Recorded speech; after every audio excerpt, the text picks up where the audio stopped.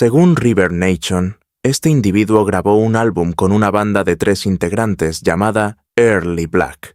Ese material discográfico sigue hoy disponible para el público. Las pesquisas sugieren que Tommaso Zion, el marido de Annie P. Guthrie, es el principal sospechoso. La policía insiste en que la desaparición de Nancy Guthrie fue obra de un extraño al azar. Presentan el rapto como un suceso fortuito cometido por un desconocido en mitad de la noche. No obstante, los informes forenses más recientes han pulverizado esa teoría oficial por completo. Se confirma oficialmente la presencia de 2 perfiles genéticos diferentes, vinculados directamente con la escena. Un solo crimen cometido por 2 responsables distintos. Este detalle tan perturbador altera radicalmente toda la percepción que teníamos del caso.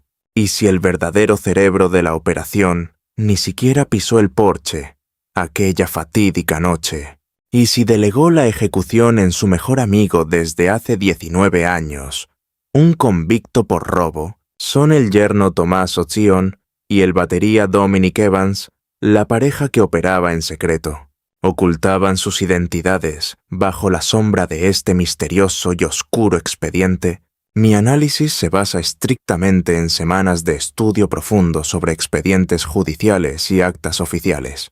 He cruzado datos del FBI y registros de propiedad y evidencias de medicina forense real. No me he limitado a consumir los titulares de la prensa diaria. He analizado esa conexión de 19 años que las autoridades evitan mencionar a toda costa. Volvamos a la noche del 31 de enero, una cena familiar corriente en casa. A las 9:50 de la noche, Tommaso llevó a su suegra de vuelta a casa. Él afirma que se aseguró de que ella entrara en la vivienda sin problemas.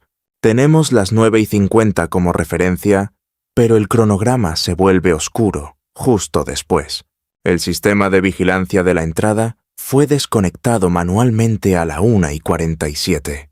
Lo ocurrido en ese intervalo temporal representa la pieza más crítica de toda esta investigación criminal. Entre las 9:50 de la noche y la 1:47 de la madrugada, hay un vacío de casi 4 horas, una eternidad absoluta para cualquier investigación de tipo criminal. Es tiempo suficiente para conducir, esperar a que el barrio duerma, cambiarse de ropa y regresar. Permite estacionar con sigilo, infiltrarse en la propiedad y ejecutar el plan sin dejar rastro alguno. Actualmente no existe ninguna coartada pública que confirme dónde estuvo Tommaso durante esas 4 horas críticas.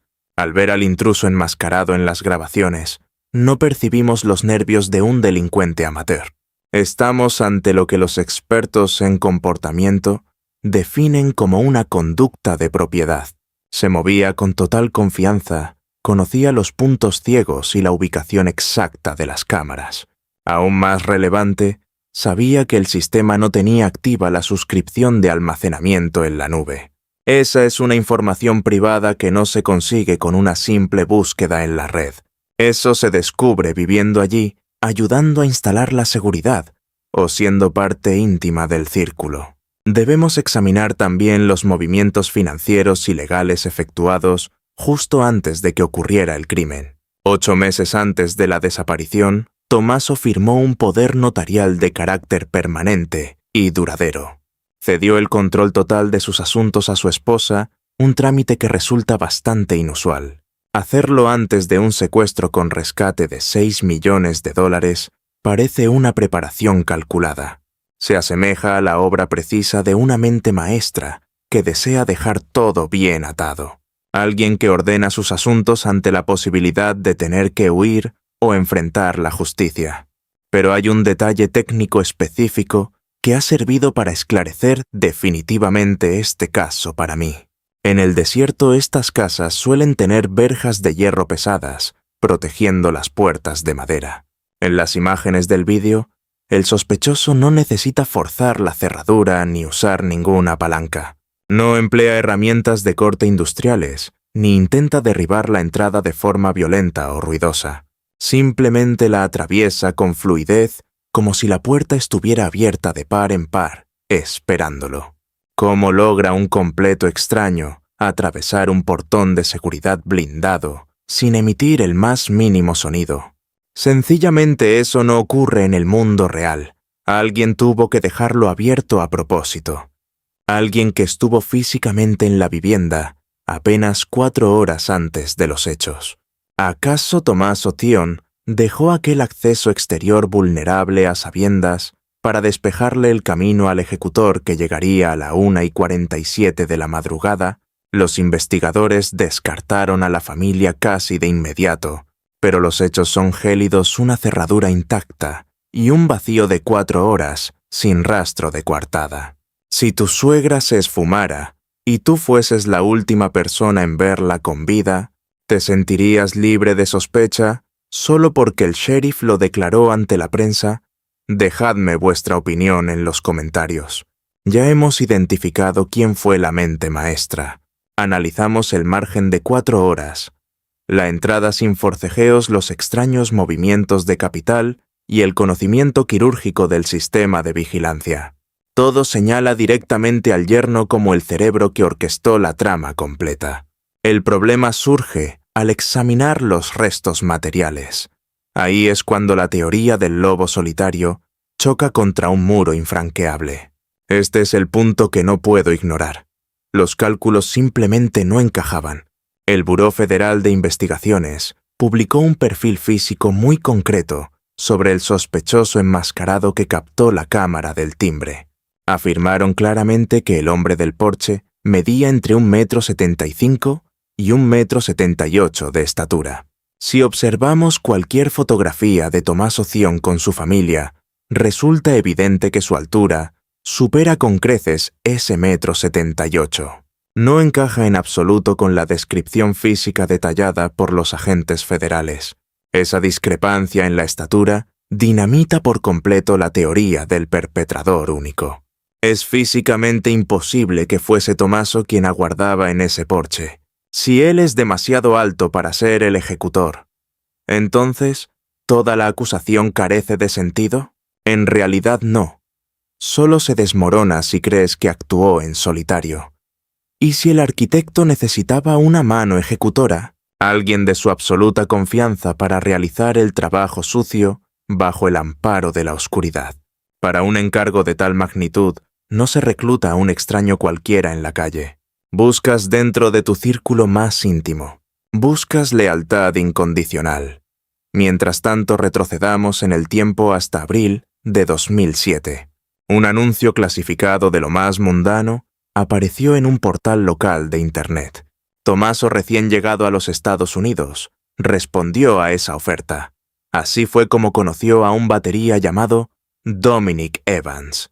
La conexión musical fue instantánea y decidieron fundar un grupo de rock independiente. Llamaron a su banda Early Black. De aquel sencillo encuentro digital nació un vínculo inquebrantable. Para cuando Nancy Guthrie fue secuestrada de su hogar en enero de 2026, Tommaso y Dominic ya eran amigos íntimos desde hacía 19 años. No hablamos de algo superficial, sino de casi 2 décadas de secretos compartidos.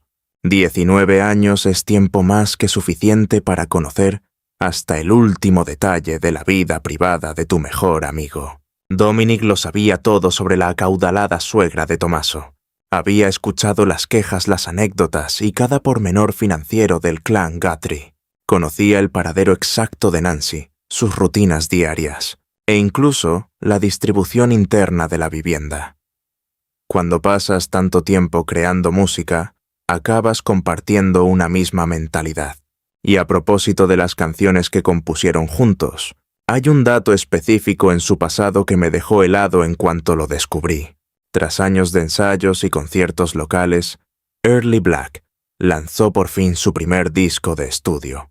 El título que eligieron para aquel álbum es algo que debemos analizar ahora mismo. Lo titularon Vida, Amor. Amor Asesinato. Sé que solo es el nombre de un disco independiente, pero al verlo ahora en 2026 no os produce un escalofrío.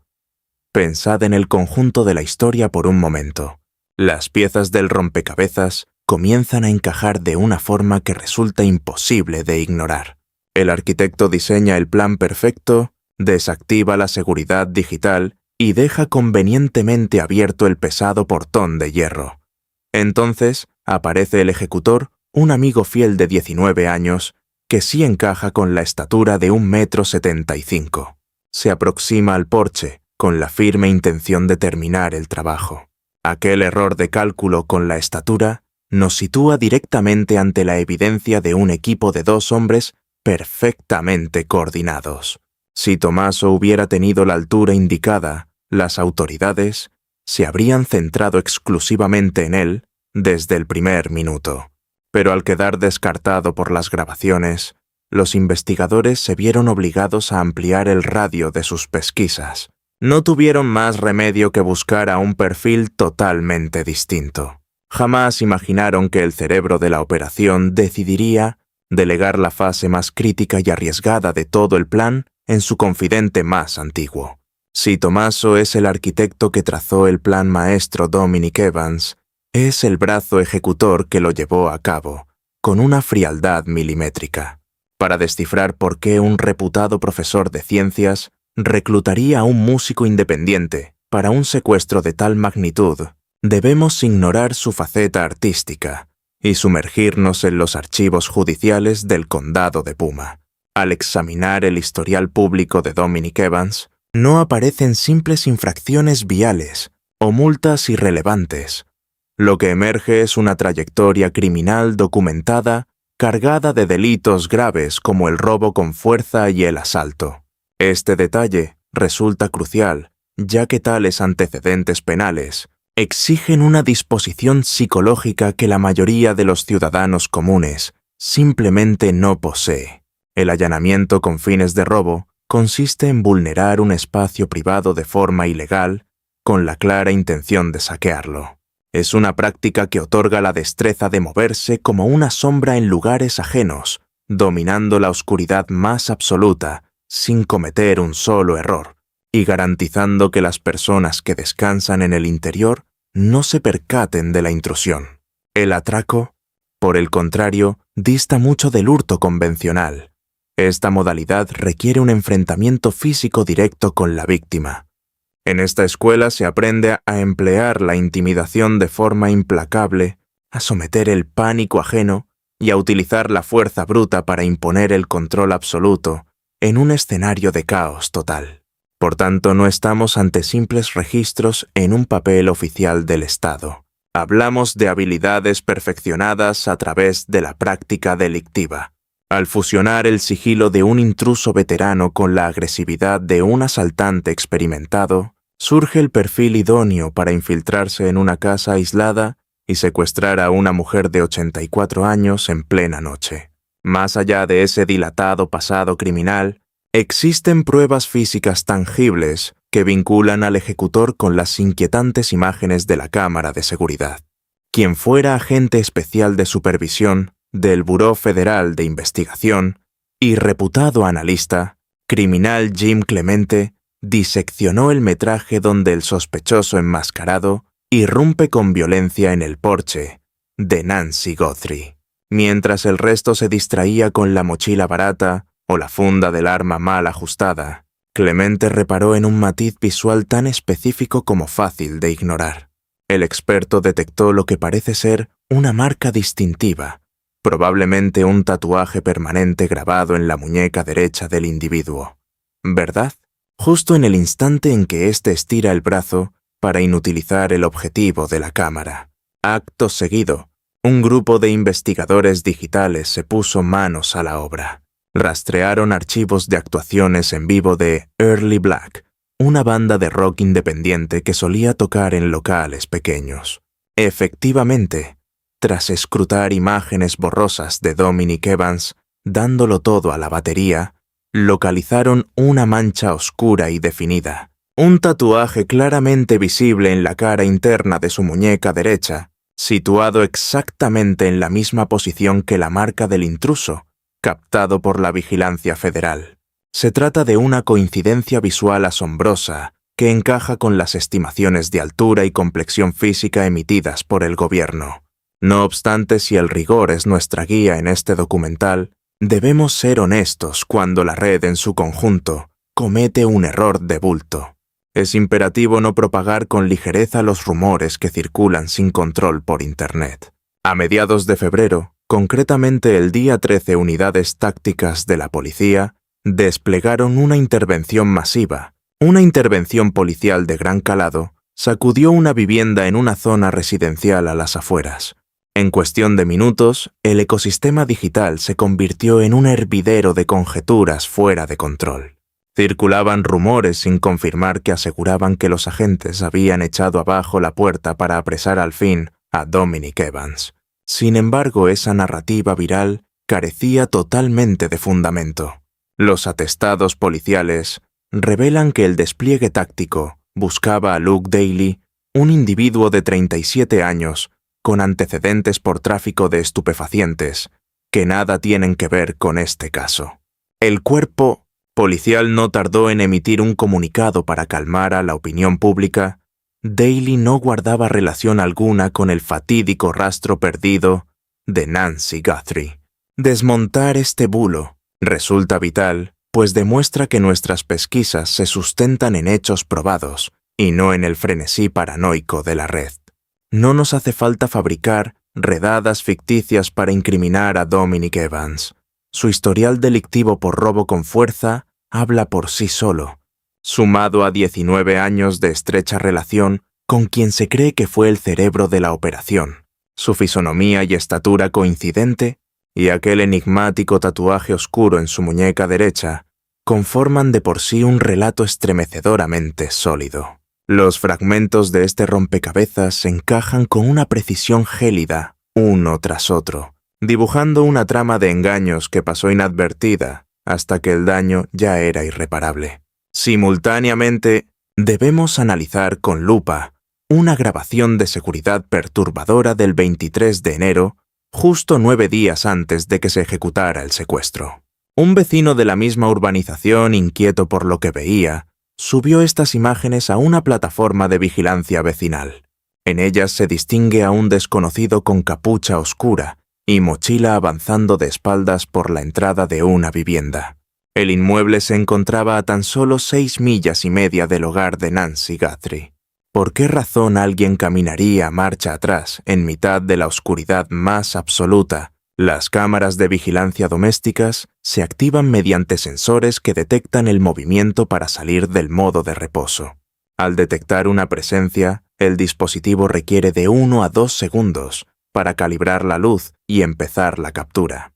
Al desplazarse de espaldas de forma deliberada, el sujeto consiguió burlar el retardo tecnológico de activación del sensor.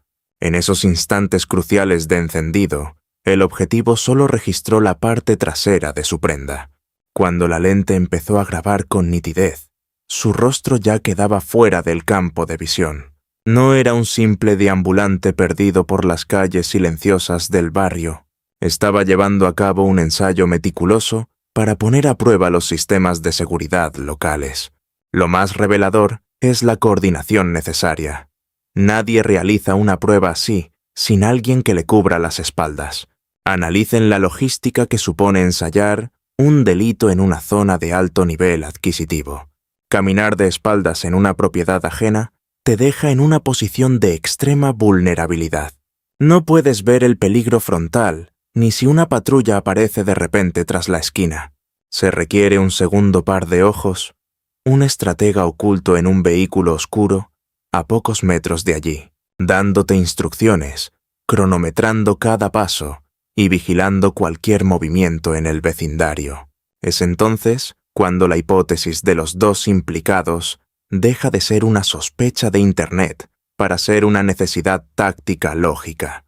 El cerebro y el ejecutor colaboraron estrechamente aquel 23 de enero, puliendo su macabra puesta en escena antes de llamar a la puerta de Nancy. Una vez finalizado el ensayo y perpetrado el secuestro real, 9 días después, surgió el dilema logístico del transporte. ¿Cómo trasladar a una rehén en plena noche, esquivando el despliegue de cámaras y patrullas de tráfico? Aquí es donde el estudio del terreno se torna verdaderamente aterrador. Conducir exactamente 60 millas al sur de Tucson te lleva hasta Río Rico, una comunidad rural sumida en el aislamiento. Río Rico se asienta peligrosamente cerca de la frontera internacional, un paraje desértico de baja densidad poblacional, salpicado de fincas solitarias, caminos de tierra sin señalizar y valles profundos donde las sombras devoran cualquier rastro de un vehículo. Es el lugar idóneo para desvanecerse por completo sin dejar el más mínimo rastro. El trayecto en coche desde las colinas de Catalina hasta Río Rico es una línea recta por la Interestatal 19 en mitad de la noche, con el asfalto desierto. Ese recorrido dura unos 50 minutos. Analicemos con frialdad los tiempos de esta cronología. Si el ejecutor retuvo a la víctima y huyó de la escena sobre las 2:30 de la madrugada, alcanzaría la profunda oscuridad de Río Rico a las 3:20 de la mañana sin dificultades.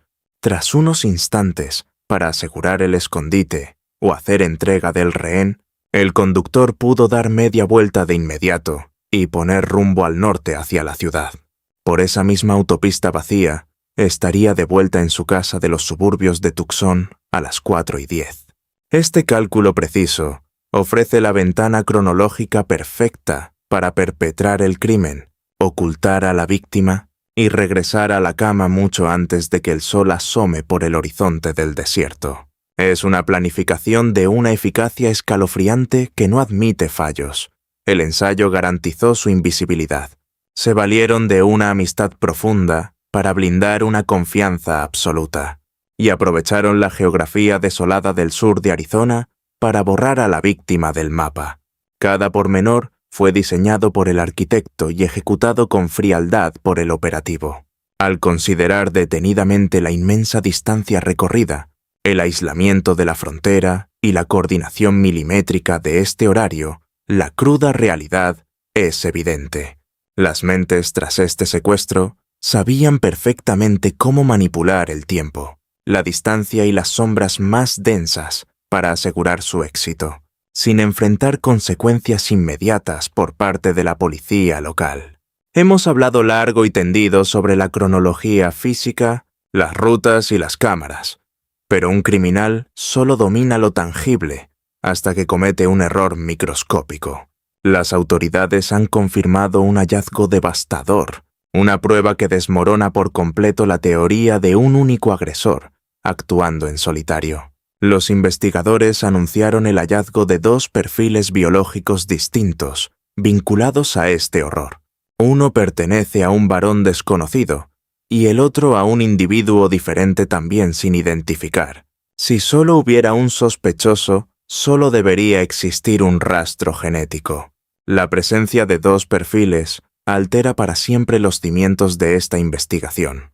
Observemos dónde se descubrieron exactamente estas 2 muestras.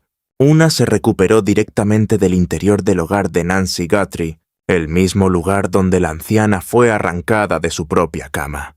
La segunda se extrajo de un guante tirado junto a una carretera a 3 kilómetros. No era un guante corriente. Era un guante de nitrilo negro, de los que se utilizan en laboratorios y entornos médicos. Son los que utiliza a diario cualquier profesor de biología de nivel avanzado. Alguien como el arquitecto de este plan tendría cajas enteras guardadas en su garaje. El ejecutor llevaba puestos esos guantes, pero cometió el error fatal de arrojar uno por la ventanilla en su huida, lo que implica que ya no buscamos a un lobo estepario. Un perfil sugiere un impulso individual.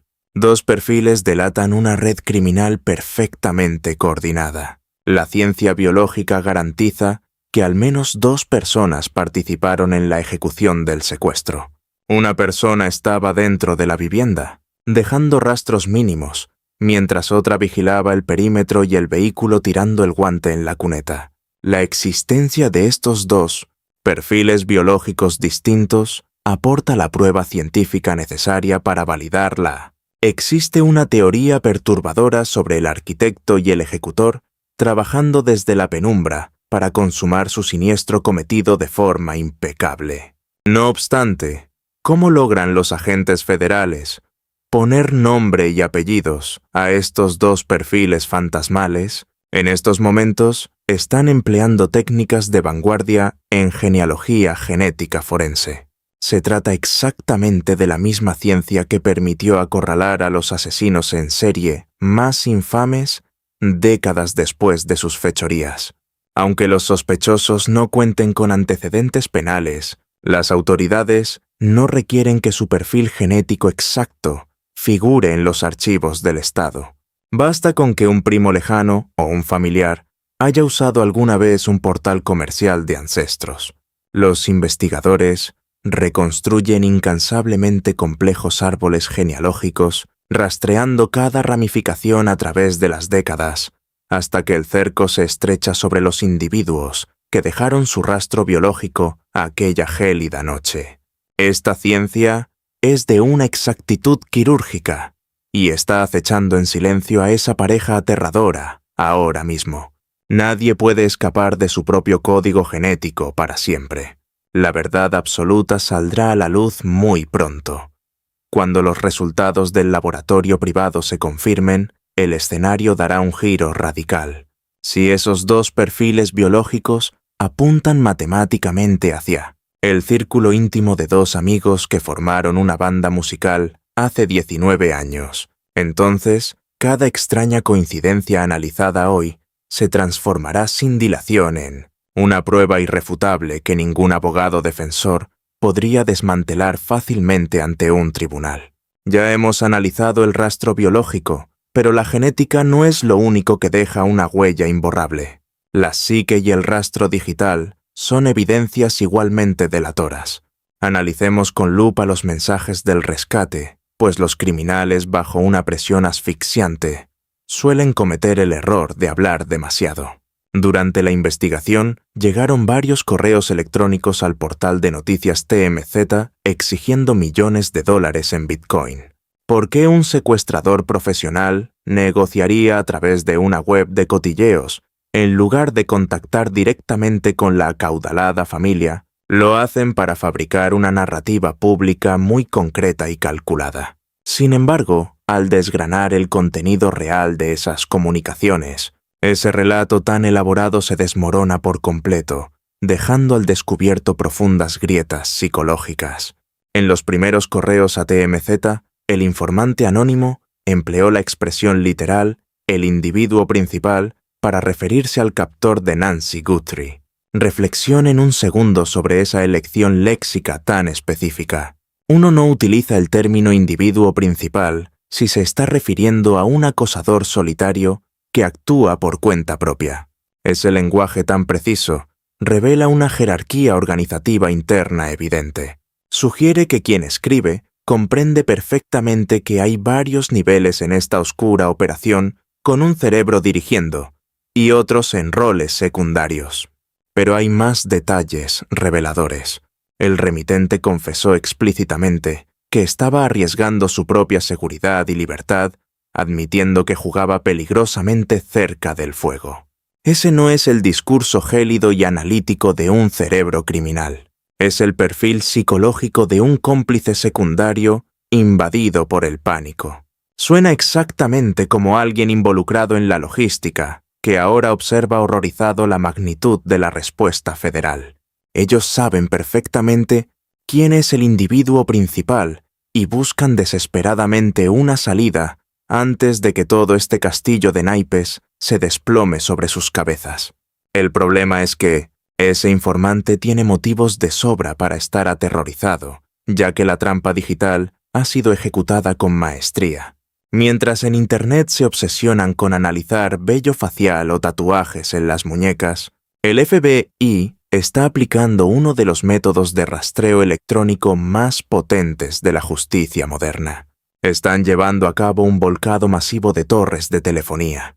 Esta técnica permite a los agentes extraer los datos de identificación de cada dispositivo móvil que se conectó a las antenas de una zona concreta en un tiempo definido.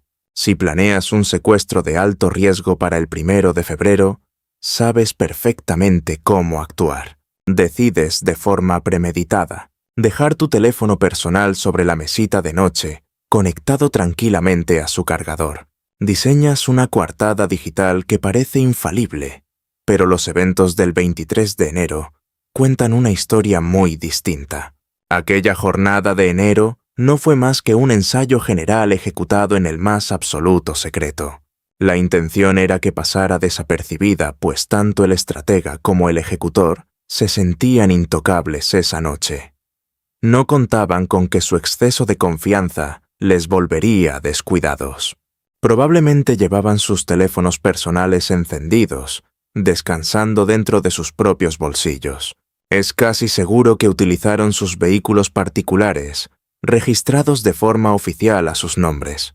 Sus dispositivos se conectaron a las antenas de telefonía durante el trayecto, creyendo que nadie tendría motivos para investigar una fecha tan irrelevante.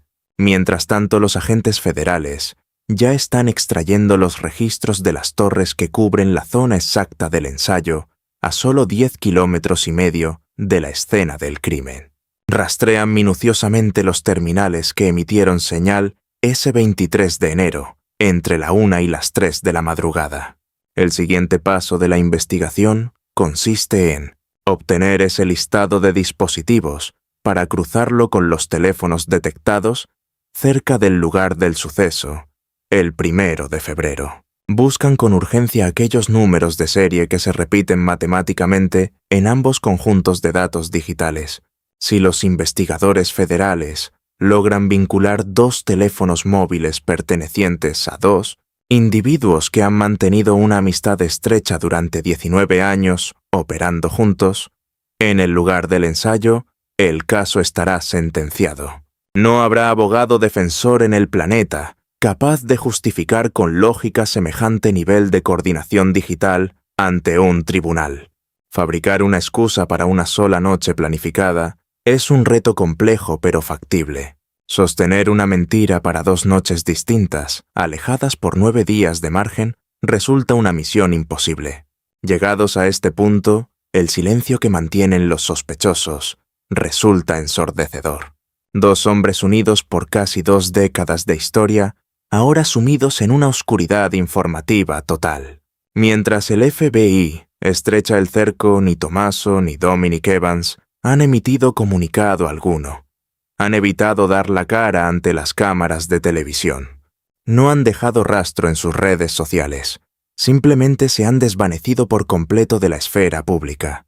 Resulta revelador que 2 amigos de 19 años enmudezcan al unísono justo cuando se desarrolla una investigación federal por secuestro. Esta actitud no transmite la confusión propia de un inocente. Se asemeja más bien a una estrategia de defensa coordinada al milímetro. Ambos permanecen a la espera. Hemos recorrido un laberinto de evidencias que permanecían ocultas a plena vista, siguiendo el rastro de una cronología perturbadora que los informes policiales iniciales decidieron omitir de forma superficial. Analizamos con lupa el vacío de esas 4 horas en la gélida noche del 31 de enero, los documentos legales bajo sospecha firmados 8 meses antes, y esa puerta de seguridad que alguien dejó abierta para el intruso de medianoche. Cuestionamos la imposibilidad física de que un yerno de gran envergadura encajara con la descripción de un asaltante de 1,75 m. Y fue entonces cuando hallamos la pieza maestra que resuelve este complejo rompecabezas. Localizamos a un músico con antecedentes penales documentados por allanamiento y robo. Un individuo cuya lealtad hacia el principal sospechoso se ha forjado durante 19 años de amistad. Se han recuperado 2 perfiles biológicos distintos en la zona del crimen, confirmando de manera oficial la presencia de 2 perpetradores que actuaron en estrecha colaboración. Descubrimos la trampa digital que supuso el ensayo del 23 de enero. Mi análisis no pretende dictar sentencia ni ejercer de jurado. Se trata de no ignorar un patrón evidente cuando las piezas de 2 hombres encajan de forma tan siniestra. Dicho de otro modo, al alejarse para observar el tablero en su totalidad, la teoría de un extraño lobo solitario se desmorona hasta hacerse añicos. Existe una lección fundamental en el núcleo de esta investigación, la peligrosa fragilidad de creer que posees la cobertura perfecta. Uno puede ser un arquitecto de inteligencia superior, un respetado profesor de biología que sabe exactamente cómo no dejar huellas en una vivienda que conoce a la perfección. Puedes contratar a un ejecutor con experiencia en el mundo del crimen, alguien cuyo pasado oscuro le enseñó a someter víctimas y a moverse como un espectro entre las sombras. Es posible planificar cada detalle operativo, incluyendo la ruta nocturna hacia ese pueblo fronterizo y desolado en mitad del desierto. Sin embargo, por muy brillante que parezca un plan criminal sobre el papel, la naturaleza humana siempre acaba encontrando una grieta letal en los cimientos del diseño. A veces esa grieta nace de la pura soberbia. La confianza ciega de ensayar con máscaras 9 días antes en un barrio rico es la misma prepotencia que te hace olvidar el rastro digital emitiendo señales constantes desde el móvil personal olvidado en el bolsillo de tu abrigo de invierno. En otras ocasiones esa fractura es puramente psicológica. Los correos desesperados a la prensa sobre el sospechoso principal delatan el miedo incontrolable de un cómplice que ve cómo el gobierno federal se le echa encima. El detalle clave es que la justicia no solo depende de pruebas físicas. Se apoyan en la debilidad humana para resolver los misterios más oscuros. Ahora mismo una recompensa económica descomunal pende sobre este caso. El pago oficial por cualquier pista para el arresto ha subido a $200,000. Es una cifra que cambia vidas. En el submundo de las conspiraciones criminales, el dinero en efectivo tiene el poder de quebrar la lealtad más sólida. Una amistad de 19 años basada en música y secretos parece fuerte si todo va bien. Pero cuando los agentes federales derriban tu puerta a golpes, ejecutando asaltos tácticos, y muestran un cheque de $200,000 a cómplices aterrados, la lealtad se esfuma. Siempre hay alguien que acaba hablando para salvar su propio pellejo. ¿Creéis que el vínculo entre el cerebro y el ejecutor sobrevivirá al ADN del FBI? Dejad vuestro veredicto abajo. El capítulo final se está escribiendo hoy en un laboratorio. Las máquinas de análisis genealógico más avanzadas trabajan sin descanso, ahora mismo rastreando minuciosamente cada rama de los árboles familiares de esos dos perfiles biológicos hallados en la escena. Las autoridades localizan a primos lejanos y reconstruyen linajes de sangre, acotando la verdad hasta una dirección exacta en medio del desierto. Nancy Guthrie sigue desaparecida y su familia vive una pesadilla indescriptible que se vuelve más pesada con cada nuevo amanecer. Pero la ciencia forense sigue cazando sin tregua a los monstruos de las sombras. El ADN no miente ni entiende de amistades de 19 años. Señalará un nombre, y la duda es si será el de quienes creían tener el plan perfecto. Gracias por acompañarme hoy. Valoro mucho vuestro tiempo mientras resolvemos estos casos. Si este análisis os ha resultado inquietante, por favor, dadle a me gusta. Suscribíos y compartidlo. Vuestro apoyo nos acerca a la verdad. Hasta el próximo caso.